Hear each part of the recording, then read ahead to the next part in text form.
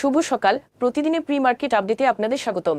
গতদিন ডিএসইএক্স সূচক ইতিবাচক অবস্থান ফিরে আসে এবং এটি 56.49 পয়েন্ট বা 1.12% বেড়ে 5092 পয়েন্টে দাঁড়িয়েছে। দুই দিন লেনদেনের পরিমাণ ছিল 593 কোটি টাকা, যা আগের কার্যদিবসের তুলনায় 25.17% বেশি। চলতি 2025-26 অর্থবছরের প্রথম প্রান্তিকে জুলাই সেপ্টেম্বর বাংলাদেশের অর্থনৈতিক প্রবৃদ্ধির গতি জোরদার হয়েছে। বাংলাদেশ পরিসংখ্যান ব্যুরো তথ্য অনুযায়ী এ সময় প্রকৃত জিডিপি প্রবৃদ্ধি বেড়ে দাঁড়িয়েছে 4.50%, যা আগের অর্থবছরের একই সময়ের 2.58%-এর তুলনায় উল্লেখযোগ্যভাবে বেশি। শিল্প ও কৃষি খাতে উৎপাদন বৃদ্ধির ইতিবাচক প্রভাবে প্রবৃদ্ধিতে ভূমিকা রেখেছে। শেয়ার বাজারে তালিকাভুক্ত বৈদ্যুতিক বাল্ব উৎপাদনকারী প্রতিষ্ঠান বিডি ল্যাম্পস পিএলসি চলতি অর্থবছরের দ্বিতীয় প্রান্তিকে অক্টোবর-ডিসেম্বর 10 লাখ টাকা মুনাফা করেছে।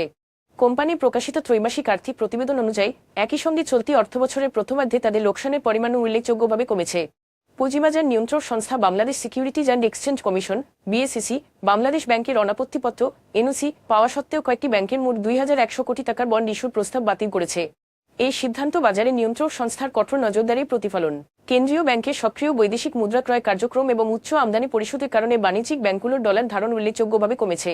সর্বশেষ তথ্যে দেখা গেছে নভেম্বর মাসে ব্যাংকগুলোর মোট ডলার ধারণ নেমে এসেছে $4.2 বিলিয়ন। এখন এ পর্যন্তই, ধন্যবাদ।